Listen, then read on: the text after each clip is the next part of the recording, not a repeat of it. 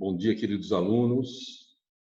Estamos aqui frente a frente, o Chimbinha de auxiliar. Estamos fazendo aqui estamos tentando criar uma perspectiva de produção de conhecimento através das mídias sociais. Muito interessante notar que no meu tempo lá, quando eu tinha meus 7, 8 anos, 10 anos, eu assistia a família Jetsons. E a família Jetsons, eles falavam através de aparelhos, se comunicavam com outros ambientes, através de aparelhos, onde eles viam as pessoas. A gente achava aquilo tudo muito bizarro, muito engraçado. Achava até que aquilo lá era uma ilusão, né? Mas, ao final, os Jetsons e os apologetas desse período tinham realmente razão naquilo que eles estavam dizendo. Para aqueles que não me conhecem, eu sou o professor André Luiz Pastore Marino, Colégio Dom Bosco Balsas, e sou professor de Filosofia e de História. Estou aqui para tentar passar para vocês um pouco do meu conhecimento, dos meus 20 anos de conhecimento de filosofia, de estrada na filosofia, de paixão pela filosofia, principalmente. Lembrando que eu me tornei professor de História, né? Minha formação é em filosofia, antropologia, né? Um pouquinho de História, um pouquinho de Sociologia também. Como esse vídeo vai ser rodado pelo mundo, né? Eu vou ficar conhecido, certamente alguns comerciais de TV virão me procurar para fazer algumas pontes, algumas vendas, enfim, coisas desse tipo. Gostaria de dar uma pequena palavrinha a respeito do que está acontecendo hoje, né? Nós estamos vivendo um período talvez mais marcante da história recente da humanidade, né? Essa pandemia, muitas desinformações, muitos desencontros de ideias, e isso afetou diretamente a nossa relação presencial aqui dentro da escola, e isso acho que tem machucado todos nós, né? Mas, de qualquer forma, temos que tirar um certo proveito disso tudo, né? Melhorarmos enquanto pessoa. A introspecção acho que é natural nesse momento, né? O isolacionismo nos coloca esse fardo de estarmos conosco o tempo inteiro. Temos que aguentar o nosso humor o tempo inteiro. Isso nos permite sermos um pouco mais solícitos conosco mesmo, ter um pouco mais de empatia conosco mesmo e com o outro, né? Certamente. Mas, enfim, o fato é, meus anjos, é que nós vamos, a partir de hoje, criar um processo de exposição midiático, e eu gostaria que vocês me acompanhassem nesse processo e dessem um valor a tudo isso que nós estamos fazendo, não só a mim, mas também o Colégio Dom Bosco Balsas, que está se propondo a colocar à disposição de vocês, da melhor forma possível, aquilo que é fundamental nesse processo educacional, que é essa troca entre professor e aluno. Para o segundo ano do ensino médio, eu gostaria que vocês compreendessem que eu vou retomar o empirismo. Por que eu vou retomar o empirismo? No final do primeiro bimestre, no decorrer do primeiro bimestre, as indas e vindas, né, saíram do professor, outros adoeceram, e o número de aulas do segundo B não foi o mesmo número de aulas do segundo A, ficou um certo foram desajeitadas as relações aí de produção de conhecimento entre as duas salas. Então, eu vou retomar algumas ideias do empirismo a partir da página 17, e seguiremos hoje até a página 21. Ok? Essa retomada será dada através da exposição de slides, E eu vou tratar aqui desses slides a partir de agora, como vocês podem ver. Isso facilitará talvez um pouco mais para nós, né, meninos? E a partir de agora, então, vamos começar a dar início à aula de uma vez por todas. Muito bem. Os anjos, nós já tivemos basicamente um mês completo de aula e nós iniciamos o percurso, o trajeto da filosofia no segundo ano, expondo uma mudança substancial no modo de entendimento do homem sobre si mesmo e sobre o conhecimento. Estamos falando da passagem da Idade Média para a Idade Moderna. Durante a Idade Média, nós tivemos uma influência direta da filosofia platônica até o século VII, VIII, basicamente, e depois a filosofia aristotélica até o século XV, aproximadamente. Essas filosofias são chamadas de filosofias clássicas, correto? E a influência dessas filosofias é evidente que norteou o pensamento durante grande parte da história da humanidade, grande parte daquilo que se revelou como verdade durante os séculos da Idade Média, obviamente tiveram influência direta da filosofia grega ou clássica. Muito bem.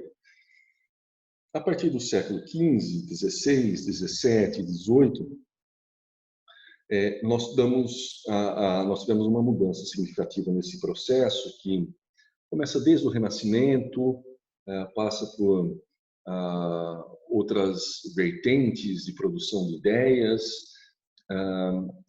e nós tivemos uma mudança significativa naquilo que concerne a produção do conhecimento, da metodologia na produção do conhecimento. E dentre as metodologias, dentre as propostas, dentre os modelos de produção de conhecimento que surgiram nesse período, dois se destacaram, que são o racionalismo cartesiano, nós já vimos anteriormente, e o empirismo inglês, que nós vamos tratar nesse momento de uma forma breve, mas de uma forma bastante razoável. Muito bem. Nós veremos três filósofos empíricos. Vocês percebem aí na nossa foto, que são 5 os principais deles, né? Mas nós veremos 3. Nós veremos numa sequência Francis Bacon, John Locke e David Hume. Deixaremos de ver Thomas Hobbes e George Berkeley, que nós veremos apenas no terceiro ano esses filósofos. E para que nós tenhamos um início razoável, nós temos que entender como que se posta, como que se dá a metodologia empírica ou empirista. Muito bem. Lerei na íntegra para vocês aqui, para que nós possamos fazer um debate e uma reflexão sobre ela. Muito bem. O que é o empirismo, meninos? O empirismo é uma doutrina filosófica que defende a ideia de que somente a observação e as experiências são capazes de gerar ideias e conhecimento. Muito bem. Para os empíricos, os sentidos, a observação, sobretudo, e as experiências dadas a partir dos sentidos e da observação, sobretudo, é que são a fonte do conhecimento humano. Portanto, meninos, quando você entra em contato com um objeto, através da experiência sensível, você projeta em si o conhecimento de uma forma ampla, e esse é o limite do conhecimento humano. Ou seja, para os empíricos, só podemos conhecer aquilo que é dado aos sentidos. Por exemplo, uma árvore. Uma árvore, estou aqui ao lado de uma árvore, aqui na nossa sala de aula. Obviamente que eu estou vendo essa árvore, e essa árvore, pelo fato de ela expressar, ser um fenômeno, e eu conseguir absorver esse fenômeno através dos meus sentidos, é evidente que eu posso estudá-la, conhecê-la, projetar um conhecimento a respeito dela.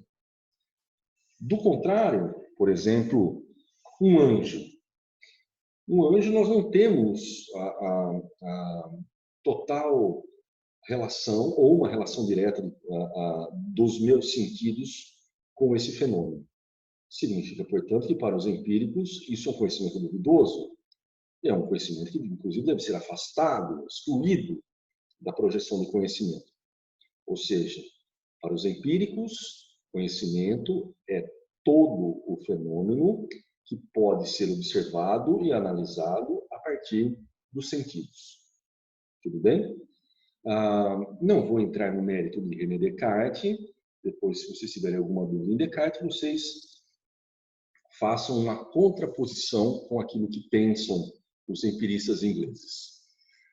Como eu já trabalhei com Bacon e Locke, dois grandes filósofos empíricos ou empiristas, eu vou fazer apenas uma abordagem parcial sobre eles, especificando as principais ideias transmitidas pelos dois. Muito bem. Bacon foi o primeiro filósofo empírico. E Bacon, ele trata do conhecimento de uma forma bastante interessante, porque para Bacon, se nós conseguirmos dominar ou conhecer a realidade através dos sentidos, evidentemente nós podemos dominar esse ambiente. Para Bacon, conhecer é poder. Uma coisa interessante isso.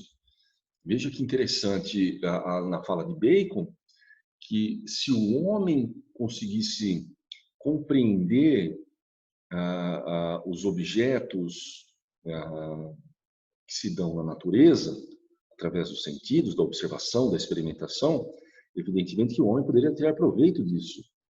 E hoje a ciência nos mostra que isso é um fato, né? O domínio da natureza, né, em certa medida, até certo ponto catastrófico esse domínio, mas o domínio, né, o conhecimento sobre a natureza, o acúmulo de dados sobre a natureza nos permitiu, obviamente, ter um avanço significativo em termos de conforto, em termos de produção de ideias e de conhecimento.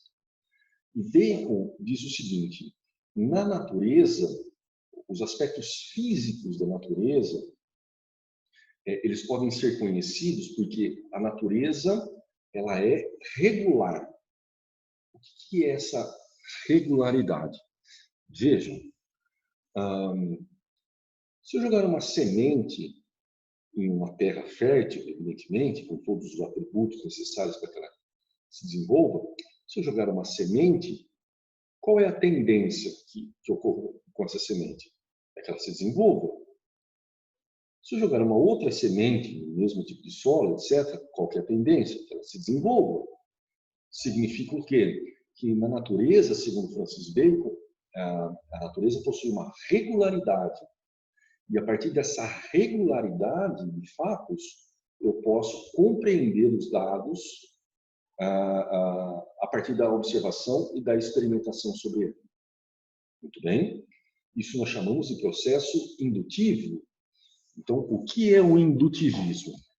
É você se aproveitar da regularidade de fatos dados a partir da natureza e a partir da observação e da experimentação, ou seja, do acúmulo de dados, criar um processo de catalogação, de organização de ideias, de classificação desses dados que eu estou observando e, posteriormente, tirar proveito disso. É uma coisa maluca, né, que nós estamos falando aqui.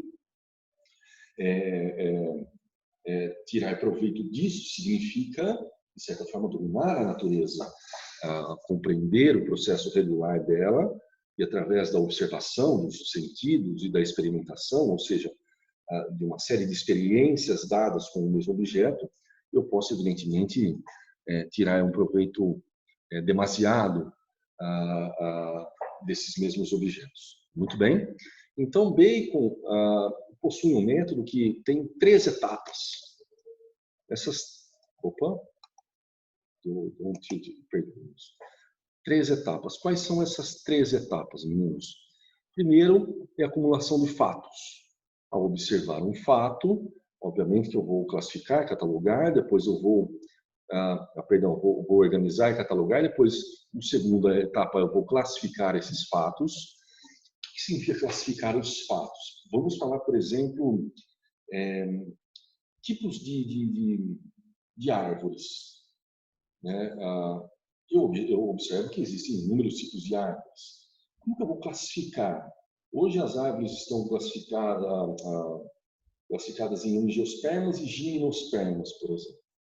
As angiospermas são aquelas que produzem fruto, as gimnospermas são aquelas que não produzem fruto, ou seja, eu crio uma classificação sobre os tipos de árvores e, posteriormente a ela, eu posso criar, fazer uma comparação e tentar tirar proveito de cada um dos elementos contidos nesses mesmos fenômenos. Lembrem-se que sempre a partir da observação e da regularidade apresentada por esses fenômenos, ou seja, a experimentação, o acúmulo de dados em minha mente me permite tirar proveito desses fatos. Muito bem? Esse, portanto, é Francis Bacon, o segundo dos filósofos empíricos que nós já vimos, estamos retomando, é John Locke. O Locke é um sujeito interessantíssimo. O Locke versou não só na teoria do conhecimento, como estamos tratando aqui, mas também versou na filosofia política, versou na ética.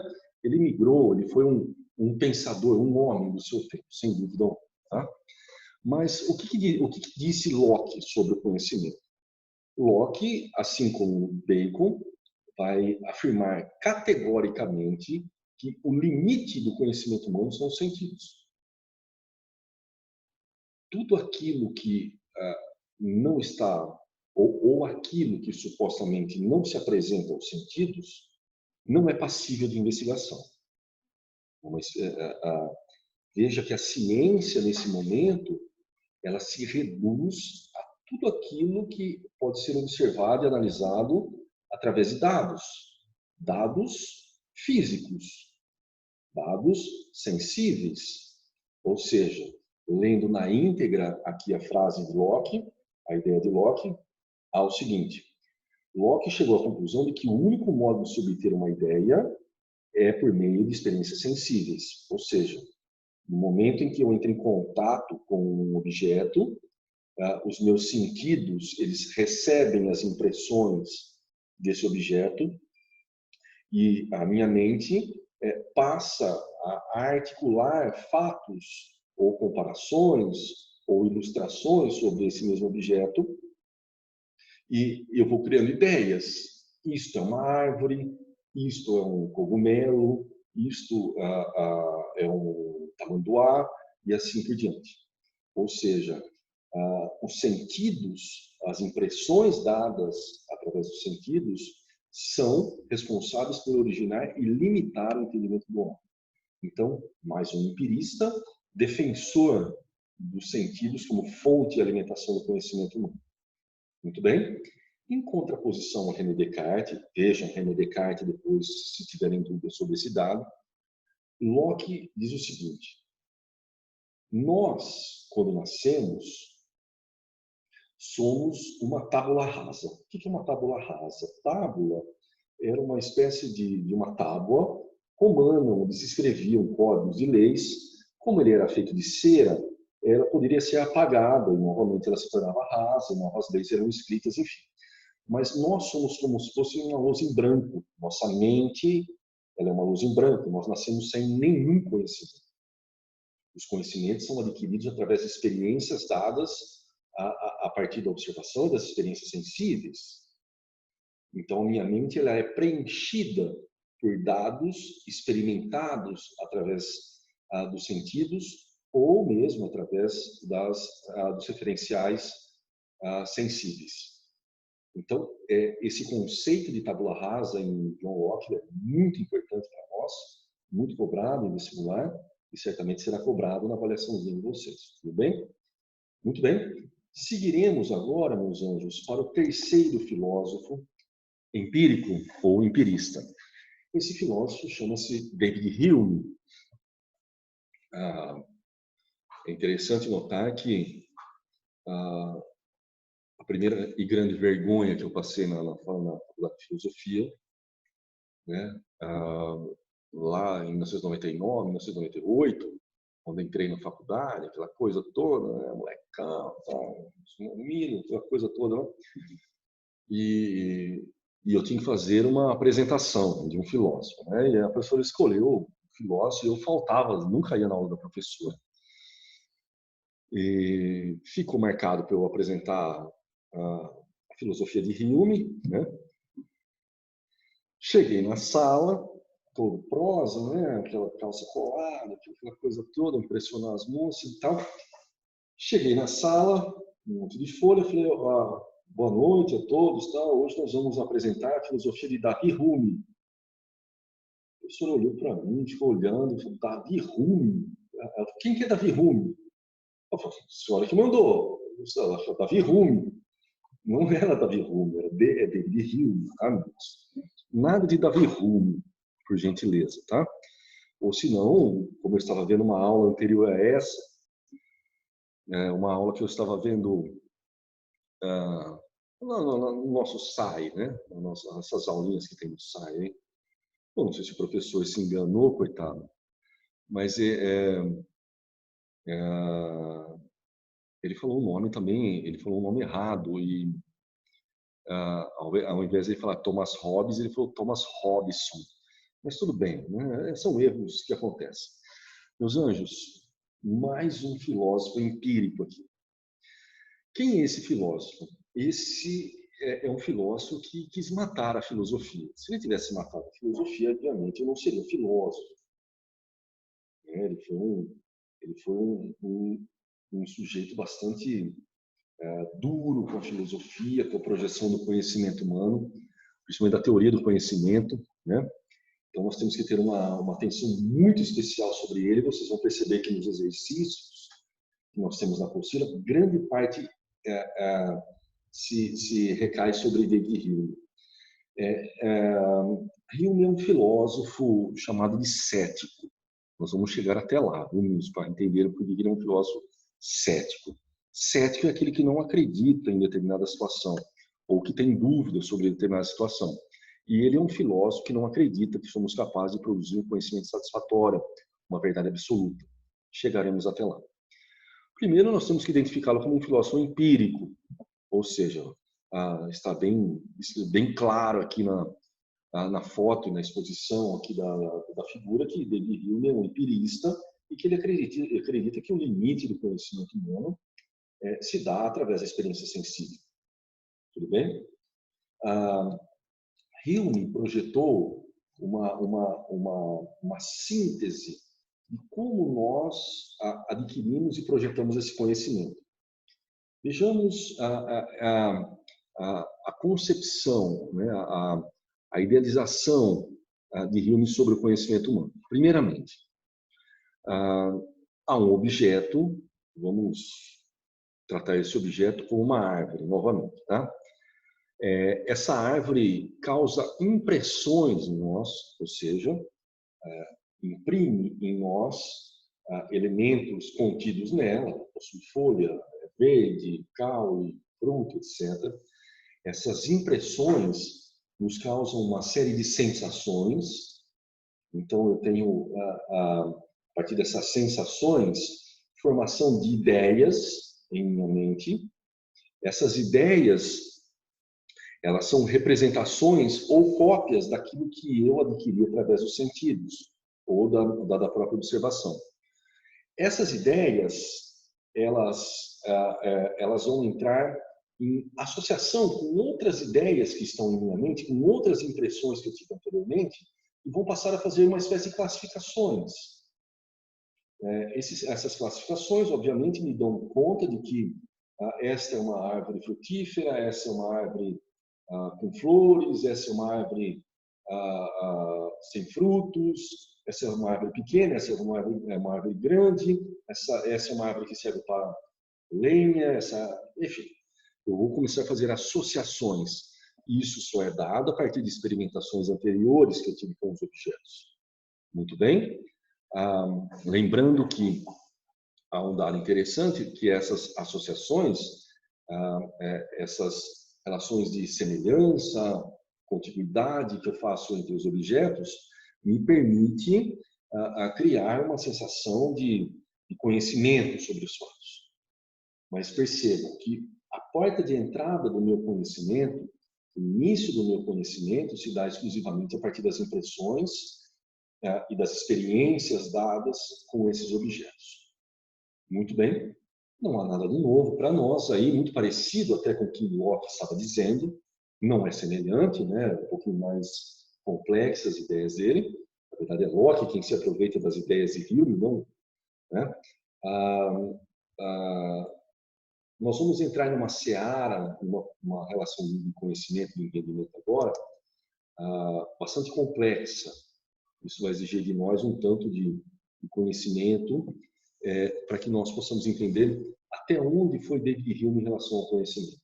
Por que ele é considerado um filósofo cético? Muito bem. Como eu disse a vocês lá no início da aula, entre os séculos 3 a.C. até o século 15 depois de Cristo, houve uma tradição bastante significativa da filosofia clássica. E a crítica que se faz nesse momento, que Hume faz nesse momento, é sobretudo sobre a filosofia aristotélica. O que Aristóteles disse, meninos? Aristóteles dizia o seguinte: olha, na natureza existe uma relação de causa e efeito. O efeito é o objeto enquanto tal, uma árvore. A causa é a origem, a causa primeira, a essência, aquilo que permite que o objeto exista. Então, os filósofos clássicos, eles não estudavam, eles não davam importância aos objetos físicos. Para eles, conhecimento era estudar a essência, as causas primeiras, o que origina esses objetos físicos. Obviamente que David Hume vai dizer que isso é uma grande balela. Esse modelo de estudo ficou conhecido como metafísica entre os clássicos. Ou seja, para os filósofos clássicos ou metafísicos, pouco importa o conhecimento sensível, pouco importa o que ou tem uma importância menor, desculpa, sobre os aspectos físicos que o objeto apresenta. Eu tenho que buscar o conhecimento ou a verdade naquilo que está contido nas causas primeiras desse objeto, ou na essência desse objeto. Então, segundo os metafísicos, os sentidos são limitados e somente a experiência intelectual ou mental é que me permitiria chegar a um conhecimento razoável sobre esse aspecto inicial, ou as causas primeiras, ou, como eles próprios diziam, a essência das coisas. Hume diz que isso é uma grande bobagem.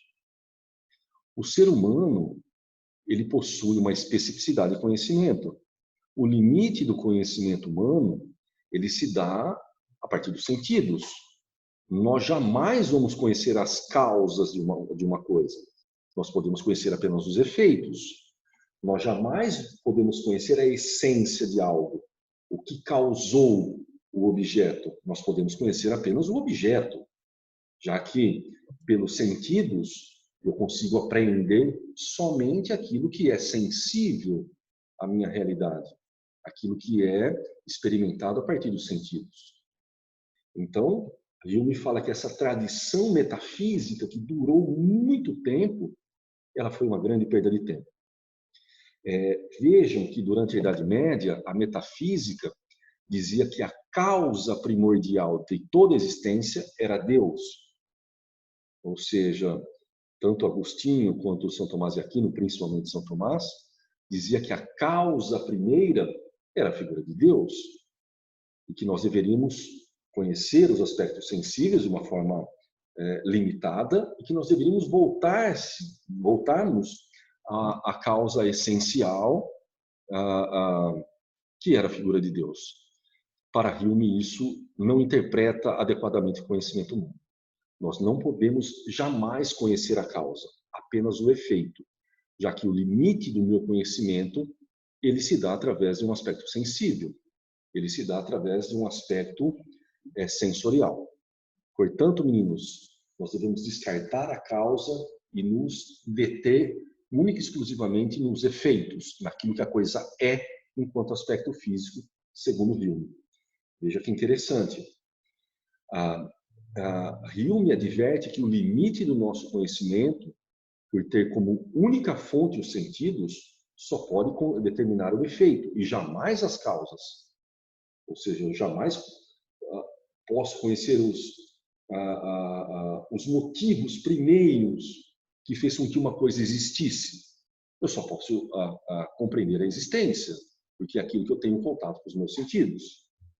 Então, meninos, segundo Hume, para Hume, a relação de conhecimento é uma associação de ideias que se dá a partir de impressões dadas aos sentidos. Estamos sempre no efeito, ou seja, sempre conseguimos compreender aquilo que é a própria coisa. Disso resulta que o homem é incapaz de provar a existência das causas primeiras. Então, Hume descarta toda uma tradição metafísica longínqua que dizia que a verdade estava na essência das coisas, na origem das coisas. Nós não podemos alcançar esse conhecimento, segundo Hume. Só podemos alcançar o efeito das coisas, aquilo que ela se apresenta enquanto aspecto físico. Muito bem, está rechaçada a metafísica, então. Está descartada a metafísica, segundo Hume. Só que há um problema também em relação ao empirismo, ao modelo indutivista. Veja, segundo Hume, o indutivismo ele se dá a partir de uma regularidade de fatos. Mas e se não acontecer esse fato daquilo que eu tive experiência anteriormente? Vejamos. Há 43 anos o sol nasce para mim. Eu não posso afirmar que amanhã o sol também nascerá. Eu não tenho essa certeza absoluta. Mesmo com todas as experiências contidas nos 43 anos anteriores, eu não posso categoricamente afirmar que o sol vai nascer amanhã. Eu não tenho essa condição. Eu tenho, na verdade, o que eu tenho, na verdade, são hábitos que eu adquiro ao longo da minha jornada de 43 anos para tentar afirmar que, pelo hábito, eu vou, obviamente, ver o sol nascer amanhã. Então, a verdade absoluta que se prevê no indutivismo, na regularidade de fatos, também não é confiável.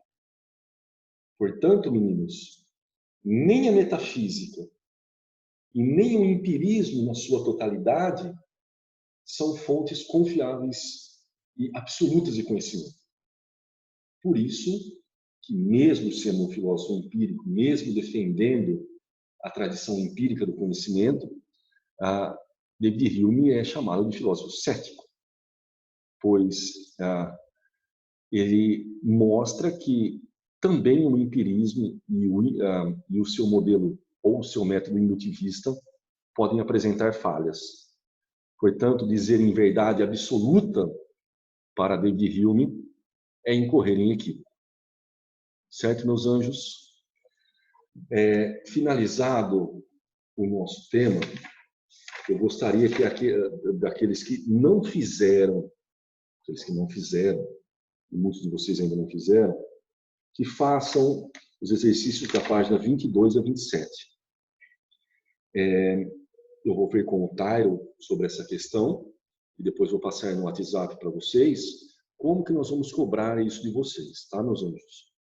O fato que, provavelmente, até sexta-feira, eu vou corrigir esses exercícios e vou pedir para que vocês me entreguem via e-mail no balsajaú@gmail.com, ok?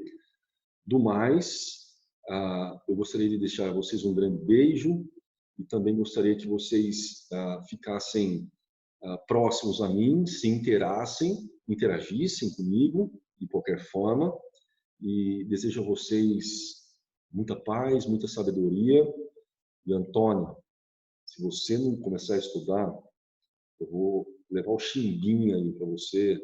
Vai ser seu professor particular. Cabeça de bagre. Um beijo.